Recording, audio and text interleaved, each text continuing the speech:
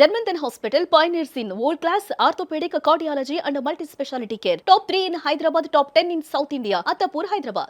రంగస్థల నాటకాలు వేయిస్తూ మరోవైపు సినిమాకి కావాల్సిన నటీనటులని తీర్చిదిద్దుతున్నారు. గద్దర్ అవార్డ్స్ అందుకోబోతున్నారు వారి స్టూడెంట్స్ లో ఇద్దరు. ఒకరు ప్రముఖులు రోషన్. వెల్కమ్ మహేంద్ర చక్రవర్తి గారు. మీరు యాక్ట్ చేయడం వర్సెస్ యాక్టర్స్ ని తయారు చేయడం, ఏది మీకు తృప్తినిస్తుంది ఎక్కువ? యాక్టర్స్ ని తయారు చేయడం సంతృప్తినిస్తుంది, యాక్ట్ చేయడం తృప్తినిస్తుంది. మనిషిలో ఉన్న యాక్టింగ్, ఫస్ట్ ప్రయారిటీ ఉన్న యాక్టింగ్ అట్టడుక్కి వెళ్తుంది. దాన్ని తవ్వి తీసి బయటికి పెట్టడమే మెథడ్ యాక్టింగ్. అంటే ఏమిటి? నీకు ఆ పాత్ర స్వభావం నీకు అర్థం కానప్పుడు మెథడ్ ని యూజ్ చేసుకో. జస్ట్ మళ్ళీలో పెట్టుకో. సార్, ఇప్పుడు మీ ఎక్స్పీరియన్స్ విత్ సెలబ్రిటీ యాక్టర్స్, వాళ్ళ స్ట్రెంగ్స్ ఏంటి? ఒక పైలట్ అవ్వాలంటే రైట్ సోదరుల గురించి తెలుసుకోకుండా అవ్వలేదు. ఒక ఆపరేషన్ చేయాలంటే అనాటమీ క్లాస్కి వెళ్ళకుండా ఆపరేషన్ చేయలేదు. ఈ రోజు జాయిన్ అవ్వగానే రేపు హీరో అయిపోవాలి. ఎంత పెద్ద విద్యో, ఎంత పెద్ద కళ, కానీ చేస్తుంటే ఒక రిలీజ్. కొట్టండి, తిట్టండి, చంపండి, కానీ అంత లేసి మాట్లాడు. ఇది డ్రామా. కొట్టండి, తిట్టండి, చంపండి, కానీ అంత లేటి మాట్లాడకండి. 15 మంది సినిమా తెరకి సంబంధించిన వాళ్ళు తయారయ్యారు కదా మీరు. కానీ ఛాంపియన్ సినిమాలో మైకేల్ సి విలియమ్స్ అనే క్యారెక్టర్ చేశాను. డైరెక్టర్ నేను ఆయన ఇంటికి వెళ్ళేవాళ్ళం, శ్రీకాంత్ గారు. పెద్ద ఫ్యామిలీస్ నుంచి వచ్చిన వాళ్ళు ఏముంటుందంటే క్రమశిక్షణ ఉంటుంది. మీరు ఏం కోరుకుంటున్నారు, ఏం కావాలని ఆశిస్తున్నారు? ఎంత ప్రభావితం చేసే మాధ్యమం సినిమా. అందరికీ నమస్కారం, వెల్కమ్ టు సుమన్ టీవీ. కొంతమంది కుర్రాళ్ళు పుట్టుకతో వృద్ధులు కాదండి, నటులు. అండ్ మరికొంతమంది కుర్రాళ్ళకి మాత్రం నటన నేర్పించాల్సి వస్తుంది. ఎందుకంటే యాక్టింగ్ అనేది చాలా కాంప్లెక్స్ ప్రక్రియ. నిజానికి మహానటుల్ని చూసినప్పుడు అనిపిస్తుంది వాళ్ళు ఎక్కడ నేర్చుకున్నారు, అప్పట్లో యాక్టింగ్ స్కూల్స్ అవి ఉండేవి కాదు కదా అని. కానీ ఈ తరం చేసుకున్న అదృష్టం ఏంటంటే మనకి చక్కటి professional acting coaches, film academies మనకి రూపుదిద్దుకున్నాయి. మన జంట నగరాల్లో, ముఖ్యంగా తెలుగు రాష్ట్రాల 2 రాష్ట్రాల వ్యాప్తంగా కూడా స్టూడెంట్స్ని తయారు చేస్తూ చాలామంది అవార్డ్ విన్నింగ్ యాక్టర్స్ని కూడా తయారు చేసిన ఘనత ఎవరిదంటే డాక్టర్ మహేంద్ర చక్రవర్తి గారిది. మహేంద్ర చక్రవర్తి గారు థియేటర్ ఎక్స్పోనెంట్గా, అంటే రంగస్థల నాటకాలు వేయిస్తూ మరోవైపు సినిమాకి కావాల్సిన నటీనటులని, యువ నటీనటులని, ఇన్ఫ్యాక్ట్ పెద్ద పెద్ద కుటుంబాలు, అంటే యాక్టింగ్ ఫ్యామిలీస్ నుంచి వచ్చిన వాళ్ళని కూడా తీర్చిదిద్దుతున్నారు. ఇప్పుడు గద్దర్ అవార్డ్స్ అందుకోబోతున్నారు వారి స్టూడెంట్స్లో ఇద్దరు. ఒకరు ప్రముఖులు రోషన్, అంటే మన హీరో శ్రీకాంత్ గారి అబ్బాయి. ఇప్పుడు యువ హీరోగా చక్కటి పేరు సంపాదించుకున్నారు మొన్నటి లేటెస్ట్ ఛాంపియన్ ఫిల్మ్తో. అండ్ అలాగే మరికొంతమంది యాక్టర్స్ని కూడా తయారు చేస్తారు. వెల్కమ్ మహేంద్ర చక్రవర్తి గారు. వెల్కమ్ సార్, స్వాగతం. మీకోసం నేను ఒక డైలాగ్ ఏమైనా మొదలుపెట్టి అనుకున్నాను, బట్ ధైర్యం చాలట్లేదు కాబట్టి మీతోటే మొదలు పెడతాను సార్. మీరు యాక్ట్ చేయడం వర్సెస్ యాక్టర్స్ని తయారు చేయడం, ఏది మీకు తృప్తినిస్తుంది ఎక్కువ? యాక్టర్స్ని తయారు చేయడం సంతృప్తినిస్తుంది, యాక్ట్ చేయడం తృప్తినిస్తుంది. బాగుంది. నేను 12 సంవత్సరాల వయసులో రంగస్థలంలో ప్రవేశించానండి బాలనటుడిగా. నా మొదటి గురువు గారు విరజానంద్ పట్నాయక్ గారు.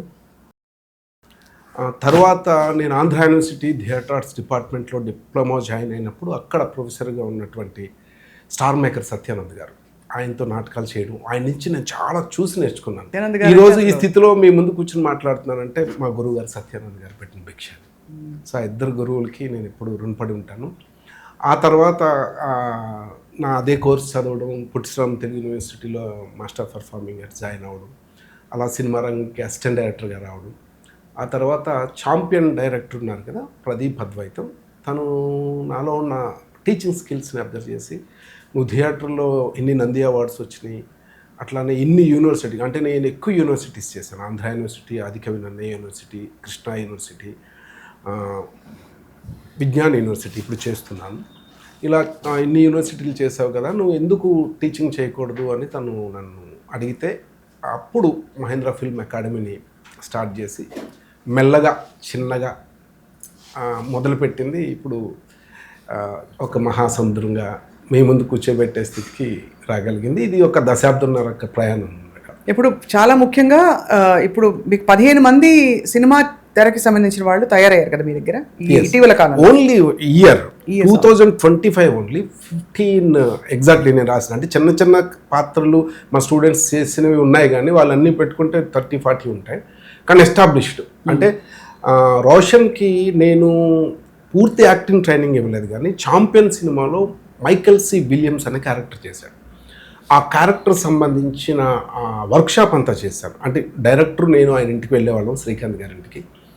ఆఫ్టర్నూన్ కూర్చొని ఆ రోజంతా ఆ క్యారెక్టర్ స్వభావం, ఆ పాత్ర తాలూకు యాంబియన్స్ అంతా చేసి ట్రైన్ చేస్తున్న టైంలో అది తెలుసుకుని లైట్ బాక్స్ వాళ్ళు గుండం గంగరాజ్ గారు, అదే డైరెక్టర్ పవన్ సాధినేని గారు పిలిచి అమెరికా నుంచి మాకు హీరోయిన్ వచ్చింది, అమ్మాయి పేరు సాత్విక, అమ్మాయికి అసలు తెలుగు కూడా రాదు, ముందు తెలుగు నేర్పించండి అని ట్రైనింగ్ స్టార్ట్ చేస్తే అమ్మాయి 14 డేస్లో ఫ్లూయెంట్ తెలుగు నేర్చుకుని ఆ సినిమాలో డైలాగ్స్ అని నేర్చుకుని పూర్తిగా పరిపూర్ణమైన నటిగా మారి ఇప్పుడు తను చాలామంది చప్పట్లో దుప్పట్లు కప్పుకుంటుంది లొకేషన్లో. అందరూ చెప్తున్నారు అమ్మాయి చాలా బాగా చేస్తున్నారు.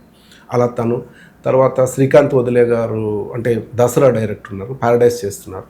ఆయన కూడా ఖాయిద్ లోహర్ హీరోయిన్కి రాఘవ్ చుయల్కి తెలుగు నేర్పించండి అని ఆన్లైన్లో తెలుగు నేర్పించడం, అలా యాక్టింగ్ ట్రైనింగ్గా దాన్ని రూపాంతరం చెందడం.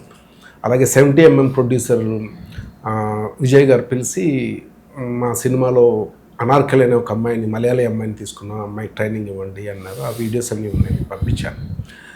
సో అట్లా ప్రయాణం స్టార్ట్ అయ్యి ఇప్పుడు ఈ బ్యాచ్లో అయితే రీసెంట్గా మన బిగ్ బాస్ సీజన్ 9 విన్నర్ తను సోల్జర్ యాక్చువల్గా తను కూడా జాయిన్ అయ్యాడు. ట్రైనింగ్ జరుగుతుంది.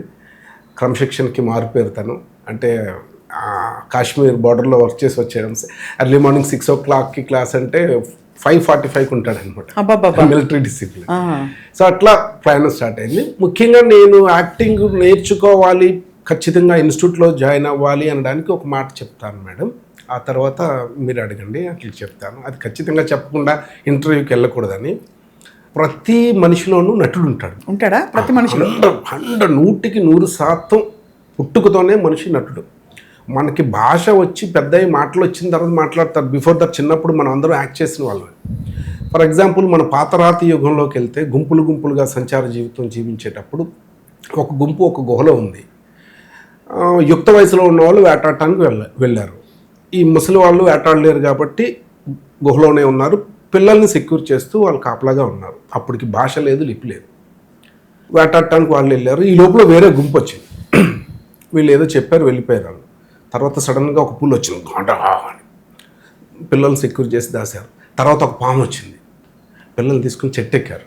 తర్వాత ఒక కోత వచ్చింది, మంకీ టింకటం అని డ్యాన్స్ చేసి ఆడేది, దాంతో పిల్లలతో ఆడుకున్నారు. ఈ లోపల వర్షం వచ్చింది, డింగ్ డాంగ్ థియరీ అంటారు దాన్ని. వర్షం వచ్చినప్పుడు గవ్వ తడిచిపోకుండా లోపలికి వెళ్ళిపోయారు. మెల్లగా సాయం సంధ్యవేళ అయింది. చీకటి పడేటప్పుడు వేటకు వెళ్ళిన వాళ్ళు అక్కడ ఏదో తినేసి తిరిగి వచ్చారు. వచ్చి వీళ్ళందరూ గుహలో కూర్చుని మంట వేసుకుని కాల్చుకుని తింటూ ఆహారం భుజించే సమయంలో మార్నింగ్ నుంచి ఈవినింగ్ వరకు జరిగిన విషయాలు చెప్పాలి వచ్చిన వాళ్ళకి. ఈ పెద్దవాళ్ళు ఎలా చెప్పుంటారు? భాష లేదు, లిపి లేదు. ఎలా కమ్యూనికేట్ చేస్తుంటారు? ఒక గుంపు వచ్చిందిరా, లేదా ఒక పుల్ వచ్చిందిరా, కమ్యూనికేట్ చేస్తుంటారు కదా.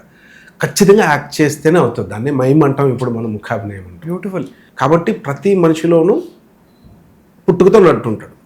మరి మహేంద్ర ఫిల్మ్ యాక్టింగ్ అకాడమీకి వచ్చి ఎందుకు నేర్చుకోవాలి? లేకపోతే మందనే కాదు, చాలా ఇన్స్టిట్యూషన్స్ ఉన్నాయి. ఎందుకు నేర్చుకోవాల్సి వచ్చింది? అంతే కదా. అంటే అసలు పుట్టుకతోనే నటుడైనటువంటి ఒక మనిషికి మానవుడు శ్రమ నిర్వహించినటువంటి పాత్ర ద్వారా కొన్ని సంవత్సరాల తర్వాత భాష పుట్టింది. ఆయా ప్రాంతాల్లో ఆయా భాష. ఇక్కడ వాళ్ళకి తెలుగు, లేకపోతే జపాన్ వాళ్ళకి జపనీస్, అట్లా ఆ గుంపులో ఉండేటటువంటి శబ్దం ద్వారా భాష పుట్టింది. ఎప్పుడైతే భాష పుట్టిందో యాక్ట్ చేయాల్సిన అవసరం తగ్గిపోయింది. అవును, సరే నాకు వాటర్ ఇవ్వండి, లేకపోతే అటు ఎందుకు వెళ్తున్నాం, ఇలా ఎప్పుడైతే అనేస్తున్నామో భాష పుట్టిన తర్వాత నటన సెకండ్ ప్రయారిటీకి వెళ్ళిపోయింది. భాష పుట్టిన కొన్ని వేల సంవత్సరాలకి లిపి పుట్టింది. లిపి పుట్టినప్పుడు ఏమవుతుందంటే ఇంకా శారీరక అనాసక్తితో ఉన్నవారు, లేకపోతే డఫ్ అండ్ డమ్ ఎవరైనా సరే రాసిచ్చేస్తున్నారు, అమ్మ నాకు ఆకలి అవుతుంది. లిపి పుట్టేటప్పటికి ఈ యాక్టింగ్ అనేది చివరి ప్రయారిటీకి వెళ్ళిపోయింది. సో మనిషిలో ఉన్న యాక్టింగ్, ఫస్ట్ ప్రయారిటీలో ఉన్న యాక్టింగ్ అట్టడుక్కి వెళ్ళిపోయింది. దాన్ని తవ్వి తీసి బయటికి పెట్టడమే అకాడమీ చాలా అద్భుతంగా ఎక్స్ప్లెయిన్ చేశారు.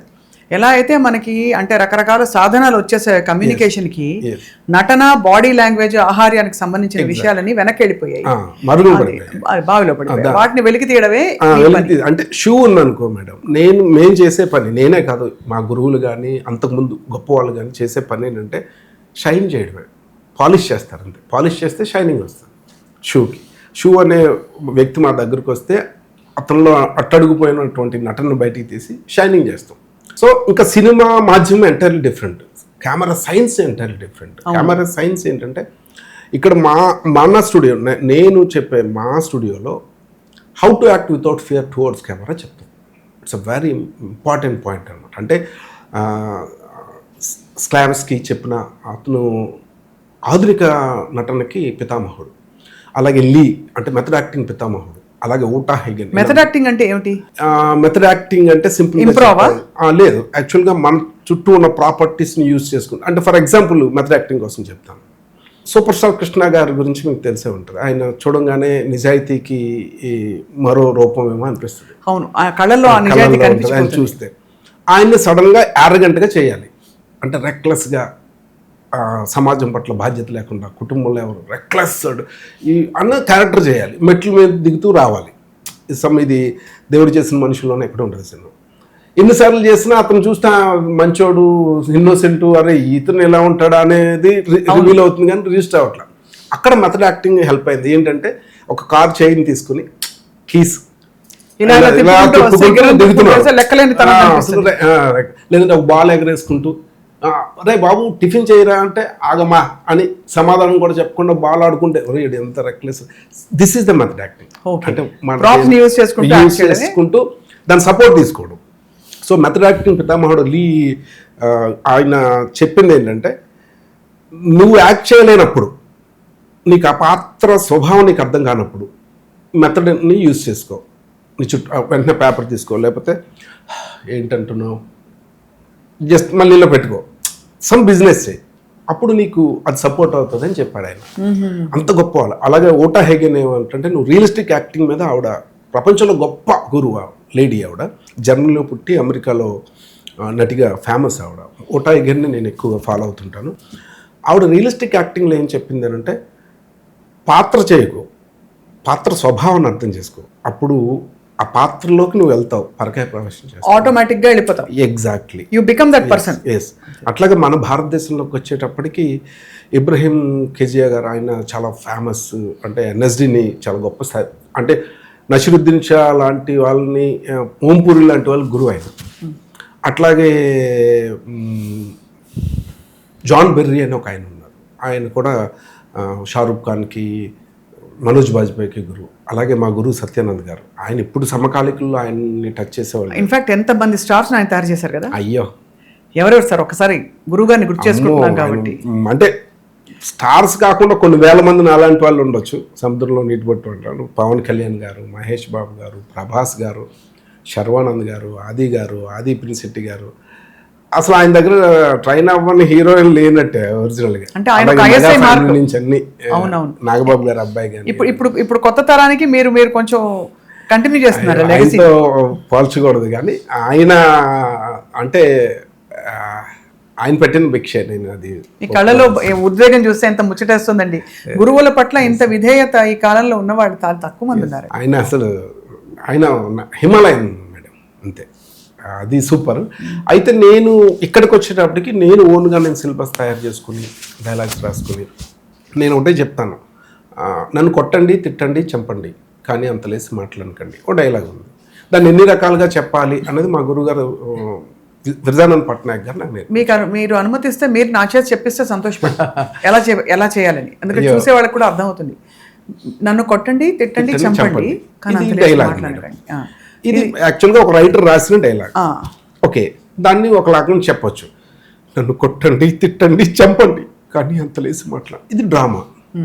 ఎలా సార్?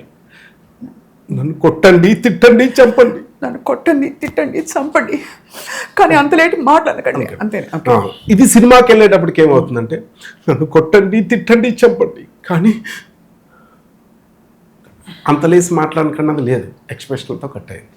సో ఈ నన్ను కొట్టండి, తిట్టండి, చంపండి అనే ఈ ఒక్క లైన్ని 9 రకాలుగా స్టూడెంట్స్తో చేయిస్తాం. అంటే నన్ను కొట్టండి, తిట్టండి, చంపండి అంతేనా? అంతే, సీరియస్ గా, కోపంగా, నవ్వుతూ, అంటే ఇట్లా ఉంటుంది. ఇది భలే ఫన్ గా ఉంది సార్ నిజం చెప్పాలంటే. ఎంత పెద్ద విద్యో, ఎంత పెద్ద కళ, కానీ చేస్తుంటే ఒక రిలీజ్, అంటే ఎమోషన్ రిలీజ్ అవుతుంది. మన సమాజంలో ఏంటంటే, నేను కళాకారుడి కోసం గొప్ప విషయం చెప్పకుండా మాట్లాడలేను మేడం. అదేంటంటే, ఈ భారతదేశానికి స్వతంత్రం తీసుకొచ్చిన వాళ్ళు నటులు. ఇది ఖచ్చితంగా మీరు మెన్షన్ చేయండి. భారతదేశానికి మీకు డౌట్ రావచ్చు, అదేంటి మహాత్మా గాంధీ మనం 1857 వీధి నాటకాలు కదా సార్ ఆ రోజుల్లో, వీధి నాటకాలు వేస్తూ అదేనా చెప్తున్నది. అంతే. ఎందుకు చెప్పాను అని అంటే, అప్పుడు రేడియో అందరి దగ్గర ఉండేది కాదు, పేపర్ అంతంత మాత్రం, సోషల్ మీడియా లేదు, కమ్యూనికేషన్ లేదు. ప్రతి 20 కిలోమీటర్లకి స్లాంగ్ మారిపోతుంది, ప్రతి 100 కిలోమీటర్లకి భాష మారిపోతుంది. కానీ ఎక్కడో ఉప్పు సత్యాగ్రహం, దండి సత్యాగ్రహం, సహాయ నిరాకరణ ఉద్యమం జరుగుతుందంటే అది మా భీమవరంలో కూడా జరిగేది. ఎందుకు అంత కమ్యూనికేట్ అయ్యిందంటే, ఈ కళాకారులు వీధి నాటకాల ద్వారా, యక్షగానం ద్వారా, బుర్రకథ ద్వారా, ఈ ఒగ్గు కథ ద్వారా ప్రజల్లోకి తీసుకెళ్లారు. అందుకే నేను భారతదేశానికి స్వతంత్రం తీసుకొచ్చిన దానిలో కళాకారుడు పాత్ర చాలా గొప్పదని. మా కొద్ది తెల్ల దొరతనము గుర్తుంది కదా మీకు. ధనము కోసము వాడు దారి చూసుకొని కళ్ళు సారాయమ్ముతాడు. అయ్యో, అంటే మీరు కర్ణాటిక్ కాబట్టి మీరు అంత, నేను పాడితే బాగా చాలా అద్భుతంగా ఈ పాటలన్నీ పాటలు సార్ అవి. Exactly madam. అందుకనే నటుడు ఎప్పుడు గొప్పవాడు మేడం. ఈ ప్రపంచంలో గొప్పవాళ్ళు ఎవరైనా ఉన్నారంటే నటి లేదా నటీమని.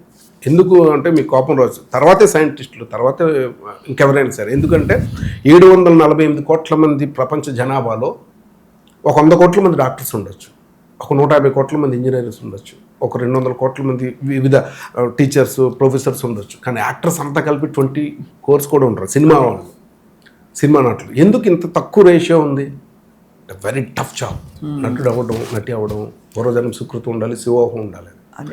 అంటే మనకి 15 కోట్ల మంది తెలుగు వాళ్ళు, అంటే 3 రాష్ట్రాల్లో, తెలంగాణ, ఆంధ్రప్రదేశ్, యానం, పాండిచ్చేరిలో ఉంటాయి. అలాగే ప్రవాస తెలుగు వాళ్ళు, అంటే ఇతర దేశాల్లో, ఇతర రాష్ట్రాలు, ఇవన్నీ కలిపి 15 కోట్ల మంది ఉంటే 3,000 కూడా చాలా ఎక్కువ. నేను చెప్పాను 1000 మందికి మించి యాక్టర్స్ లేరు. లిస్ట్ తీస్తే పవన్ కళ్యాణ్ గారు, మహేష్ బాబు, చిరంజీవి గారి దగ్గర ఒక 50 మంది హీరోలు మించి ఇంకో పేరు రాదు.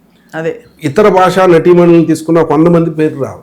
ఎందుకు ఇంత 15 కోట్ల నుంచి 1000 మందే ఎందుకు ఉందంటే, వెరీ టఫ్, చాలా కష్టం, హార్డిల్స్ ఉంటాయి. రైట్, ఈజీ అవ్వదు సార్. ఇప్పుడు మీ ఎక్స్పీరియన్స్ విత్ ఈ సెలబ్రిటీ యాక్టర్స్, లేకపోతే ఆ సెలబ్రిటీ అవుతున్న వాళ్ళ చెప్పగలరు దయచేసి? అంటే వాళ్ళ స్ట్రెంగ్స్ ఏంటి? యాక్చువల్గా యాక్టింగ్ జాయిన్ అవటానికి వచ్చేటప్పుడు అయిష్టంగానే వస్తారు మేడం. అంటే ఎవరో చెప్పడం వల్ల, లేకపోతే ఇంట్లో ఇది వల్ల, మ్యాక్సిమం అంటే వచ్చేటప్పటికి ఏమనిపిస్తుంది అంటే, మాకు యాక్టింగ్ వచ్చు కదా, మేము అందులో 2వ తరం 3వ తరం అనుకుంటారు. వాళ్ళనే కాకుండా సామాన్యులు కూడా మన ఛాన్స్ లేదు కానీ మనం ఇస్తే ఆడే ఉందిరా అన్న ఫీల్లో ఉంటారు. కానీ వచ్చిన తర్వాత మేము ఫస్ట్ ఆడిషన్ చేస్తాం. నేను చెప్పేది వినండి, నేను చెప్పేది వినండి, నేను చెప్పేది వినండి అంటూ ఉంటే ఈ కోర్టులో నన్ను ఎవరు మాట్లాడకూడదు అన్నారు. ఇది డైలాగ్ చెప్పమంటే, సార్ ఇదా సార్, అది కాదు సార్, నాకు ఒకటి వచ్చి సార్ చెప్పాం, వాడిపోతే వీడు, వీడిపోతే వాడ, అది ప్రభాస్ ఆల్రెడీ చెప్పాడు కదా, అది కాదు ఇదే చెప్పంటే, సార్ ఇదైతే అంటే తనకి వచ్చేసన్న భావనలో ఉంటాడు కదా మేడం. వచ్చిన తర్వాత నేర్చుకునేటప్పుడు తెలుస్తుంది నాకు ఏది రాదని, నేను జీరో అని. అప్పుడు ఫ్యాన్ అవ్వడం స్టార్ట్ చేస్తాను. సార్ నాకు ఇలా కాదు సార్, ఇలా కాదు సార్, నేర్పించాం.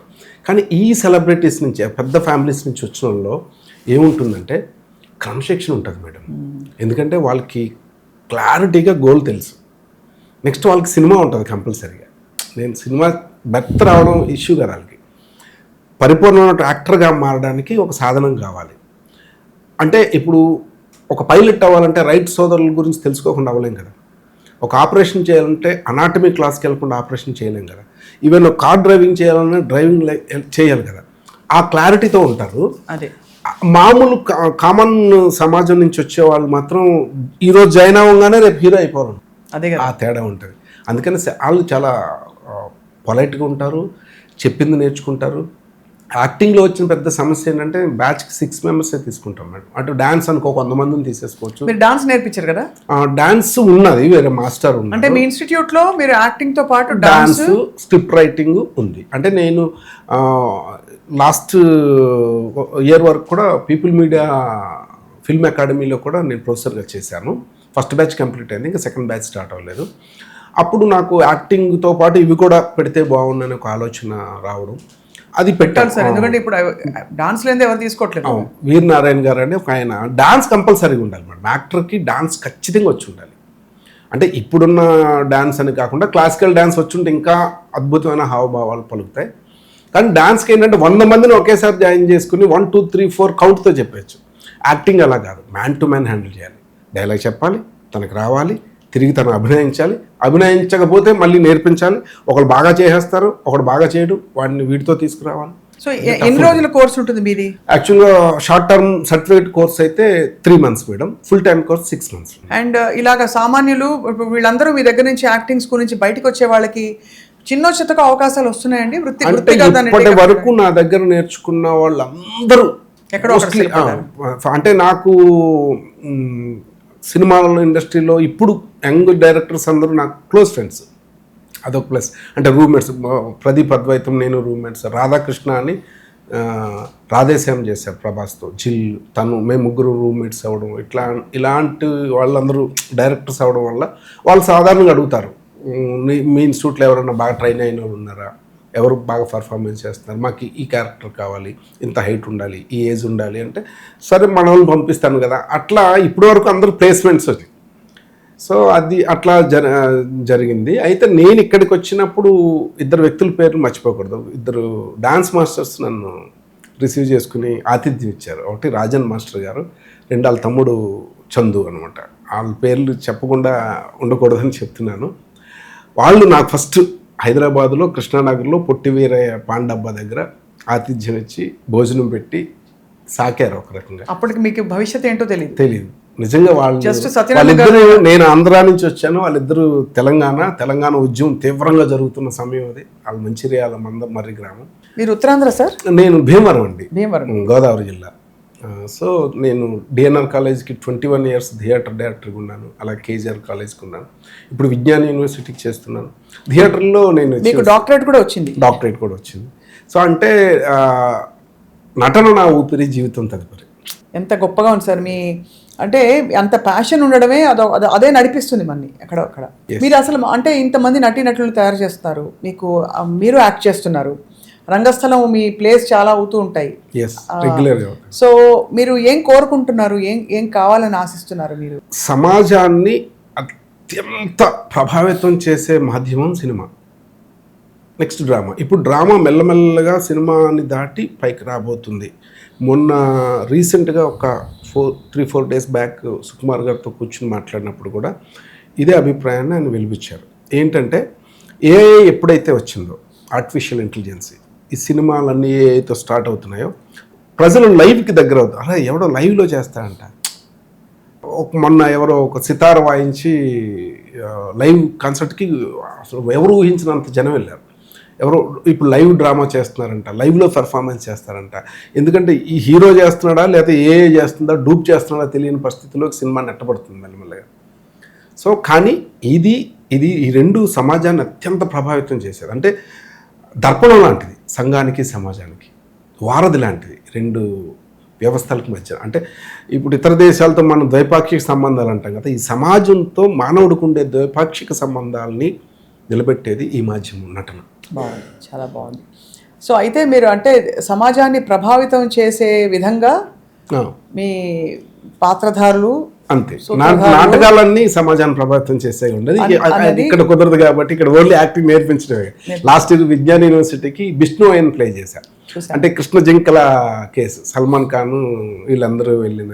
సో అది సుప్రీంకోర్టులో తీర్పులో ఇంకా ఉంది కదా అని ఎలిమినేట్ చేశారు. అది అంటే నేను అట్లా ఏదైనా అంటే జింకల్ని చంపడం అంటే అన్డేంజరస్ స్పీసెస్ని చంపకూడదని 1971 చట్టం బేస్ చంపకూడదు. ఇలా ఎందుకు చంపాను, జింక అడుగుతుంది అనమాట, నేనేం తప్పు చేశానని చంపారు అని ఇట్లాంటి ఉంటాయి.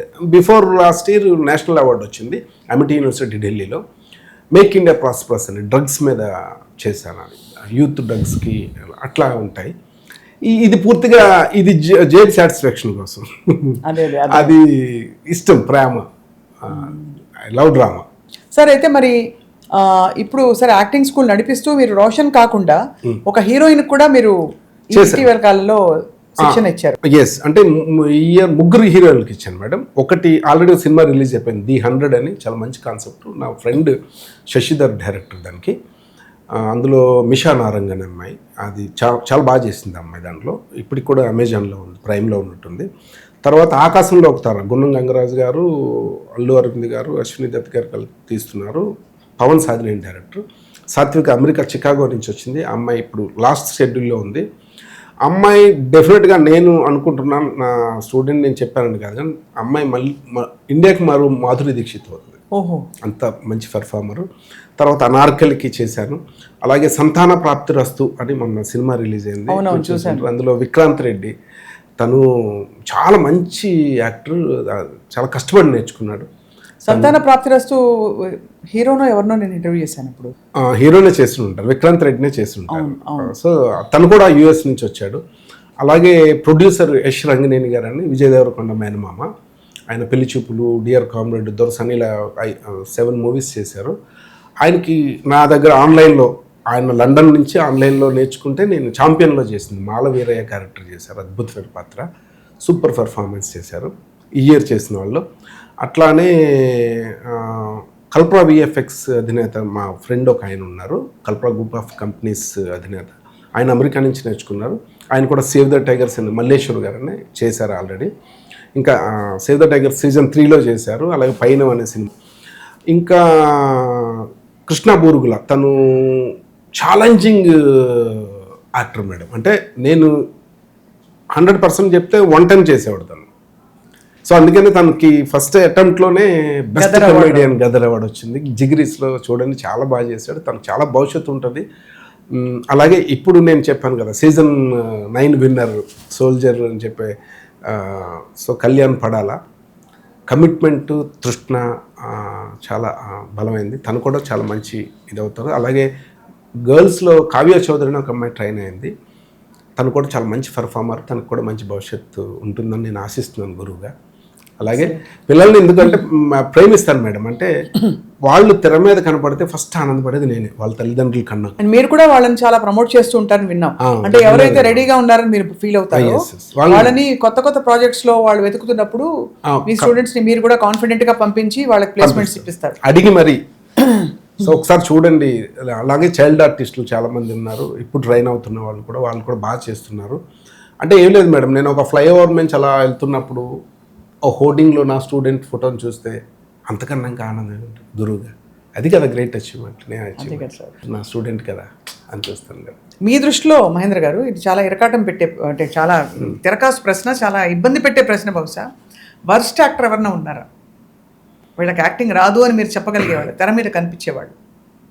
మీరు మా స్టూడెంట్స్లో కాకుండా తెర మీద కనిపించే తెలుగు, హిందీ లేదు అంతర్జాతీయ నటులు, వీళ్ళు బాబోయ్ కష్టం అని మీరు ఎప్పుడు ఇబ్బంది పడి వాళ్ళు యాక్టింగ్ చేసినప్పుడు ఉన్నవాళ్ళు ఉన్నారా? ఇప్పుడు ఎందుకంటే మనకి స్టైలైజ్డ్ యాక్టింగ్ ఎక్కువ అయిపోయింది, బాగా పాపులర్ అయిపోతుంది. అంటే ఎవరు ఎలా చేస్తే అలాగా వాళ్ళ స్టైల్, డైలాగ్ డెలివరీ కావచ్చు, వాళ్ళ భాష, మాండలికం, స్టాండర్డైజ్డ్ టెంప్లెట్స్ నుంచి ఇప్పుడు మూవ్ అయిపోయి పర్సనాలిటీ డ్రివెన్గా వచ్చేస్తుంది యాక్టింగ్. అంటే ఓవరాల్గా ఇండియన్ సినిమా మీద చూస్తే అతి కొద్ది మంది యాక్టర్స్ ఉన్నారు మేడం. యాక్టర్ వేరు, స్టార్ వేరు. మీకు అందుకనే ఈ 100 సంవత్సరాల తెలుగు సినిమా చరిత్రలో మనకి నిన్నగాక మొన్న పుష్ప ద్వారా బెస్ట్ యాక్టర్ వచ్చింది.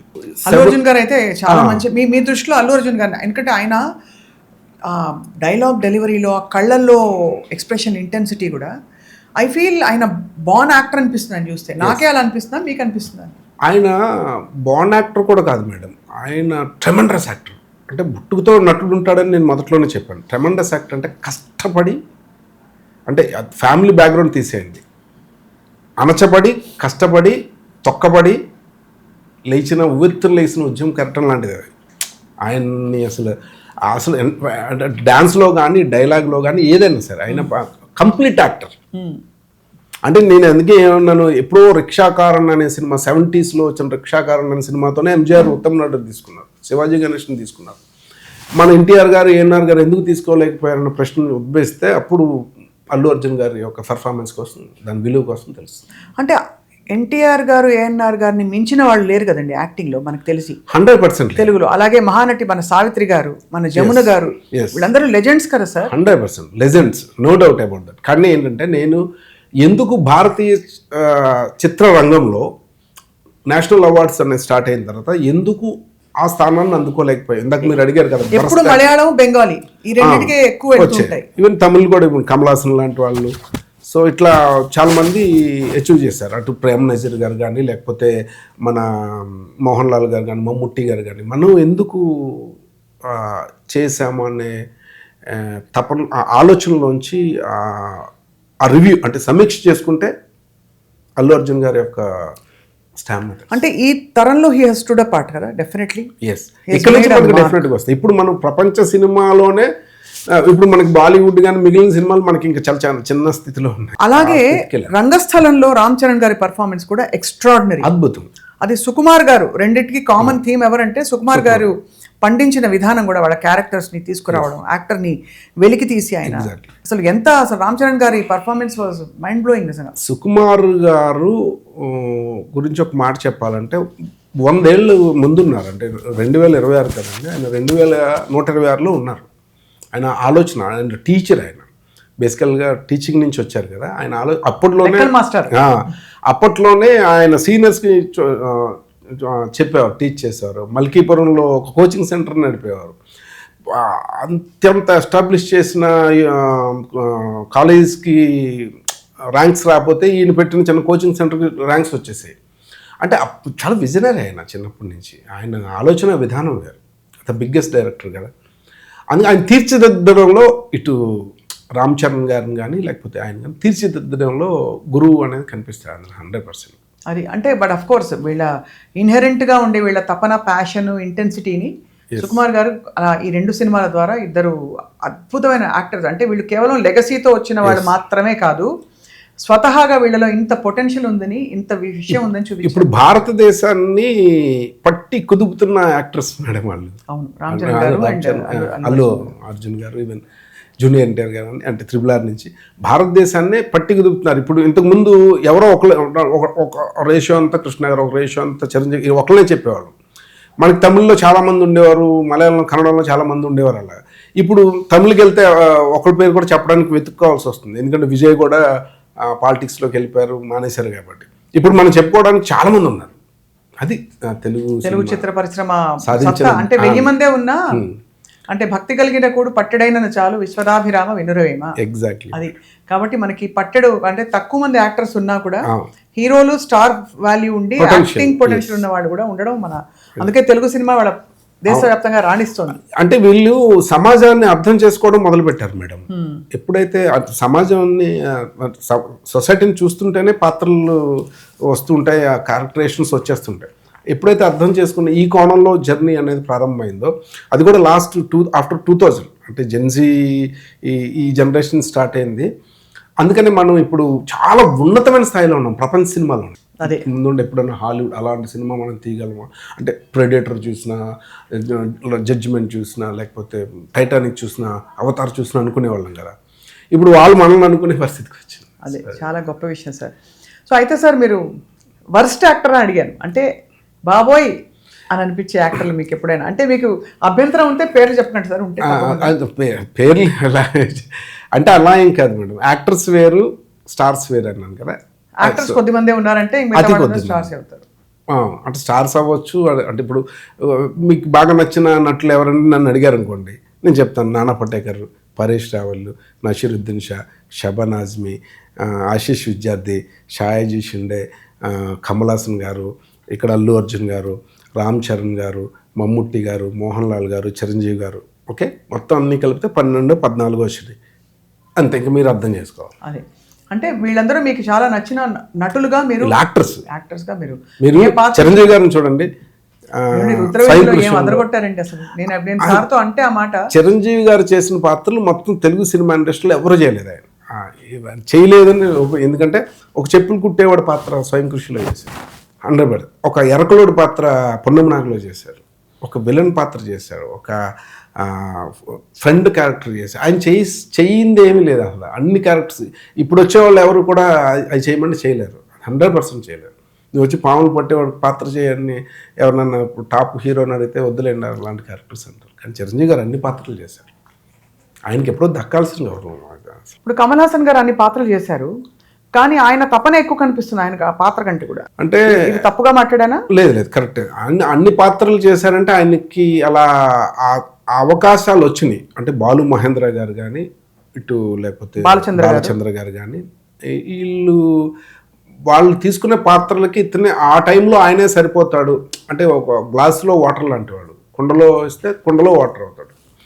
అలా స్వరూపాన్ని ఎలా అయితే మార్చుకోగలడు అనే ఉద్దేశం కె విశ్వనాథ్ గారు వీళ్ళందరూ టాప్ లెజెండరీస్ పాత్రలు ఆయన కోసం తయారు చేశారు. అందుకని కానీ ఆయన గొప్ప ప్రపంచం గర్వించదగ్గర. కానీ మన తెలుగు వాళ్ళలో ఇంతమంది మంచి నటులు మనం మరోసారి గుర్తు చేసుకోవడం, వాళ్ళని ఇవాళ సెలబ్రేట్ చేసుకోవడం చాలా గొప్ప విషయం అండి. మనకి గద్దర్ అవార్డ్స్ కూడా దగ్గర పడి మీ స్టూడెంట్స్ కూడా ఇలాంటి ఒక మంచి పిల్లలందరినీ మీరు బ్లెస్ చేయాలి, ఇంకా మంచి ఉన్నతమైన స్థితిలోకి వెళ్ళాలి. మేము ఇంకా ఇన్ఫాక్ట్ మీతో ఒక మంచి ప్రతిపాదన పెట్టబోతున్నాం. ఆ కార్యక్రమం అనంతరం మీతో చెప్తాను. తప్పకుండా మేడం. సో మీ యాక్టింగ్ చూడాలంటే ఎప్పుడు రావచ్చు సార్? మేము తెర మీద ఎప్పుడైనా మెరుపులా మెరిశారు కదా మీరు కొన్ని సినిమా. అంటే ఫ్రెండ్స్ ఇప్పుడు భరత్ కమ్మ అని డైరెక్టర్ ఉన్నారు, తను డియర్ కామ్రేడ్ చేశారు. ఇప్పుడు మళ్ళీ ఒక మూవీ 10th నుంచి స్టార్ట్ చేస్తున్నారు. తను అడిగితే చేశాను. డియర్ కామ్రేడ్లో విజయ్ దేవరకొండ, రష్మిక మందన్, అందులో నేను పాట కూడా పాడతాను. అట్లా ఎవరన్నా అడిగితే తెలిసిన వాళ్ళు, అంటే నాకు దీంతోనే సరిపోతుంది. అటు నాటకాలను వీళ్ళ ట్రైనింగ్స్తోనే సరిపోవడం వల్ల ఇదే మీ జీవితం. అంటే నేను ఒక నటుని నేను అంటే కన్నా నేను 100 మంది నటులను తయారు చేస్తాను. అది బెటర్ కదా అనిపించింది. మహేంద్ర ఫిల్మ్ అకాడమీ చాలా పవర్ఫుల్గా ఉన్న పేరు. మహేంద్ర అనగానే మనకి బాహుబలి అని వెంటనే వచ్చేస్తుంది. కాబట్టి ఖచ్చితంగా ఐ థింక్ ఇప్పుడున్న కొత్త ట్రెండ్స్కి, ఓటీటీలో విస్తరిస్తున్న అవకాశాలకి, అలాగే మనకి వెబ్ సిరీస్లు, షార్ట్ ఫిల్మ్స్, క్రియేటివిటీ చదవలేదు. ఇప్పుడు చాలా ఛాన్సెస్. మీరు కొత్త తరం నటుల్ని తయారు చేసినందుకు మీకు అభినందనలు, ధన్యవాదాలు మహేంద్ర చక్రవర్తి గారు. Thank you. మీరు అనుమతిస్తే ఒకసారి మీ యాక్టింగ్ స్కూల్కి వస్తాం. Most welcome. తప్పకుండా. అండ్ నేను చెప్పే ఐడియా మీకు ఇవాళ మన షూటింగ్ అయిపోగానే, మన ఇంటర్వ్యూ అవ్వగానే చెప్పబోతున్నాను. Okay madam. మీతో ఫస్ట్ టైం ఒక మంచి ఒక ప్రయత్నం మేము మొదలు పెట్టబోతున్నాం. అయ్యో తప్పకుండా. సో బట్ మీరు ఒక అనుభవాల గని, అలాగే మీతో దాంతో పాటు మీకుండే ఐడియాలజీ చాలా సుస్పష్టంగా మీరు గురువుల నుంచి నేర్చుకున్నది, మీ సాధన అంతా ఇంతమందికి ఉపయోగపడడం మాకు చాలా సంతోషంగా ఉంది. ధన్యవాదాలు madam. So we wish you and Mahendra film academy all the very best sir. Thank you. నమస్కారం. అతి త్వరలో మళ్ళీ కలుద్దాం. తప్పకుండా మేడం. అందరికీ మీకు ఉగాది శుభాకాంక్షలు. మీకు కూడా ఉగాది శుభాకాంక్షలు సార్.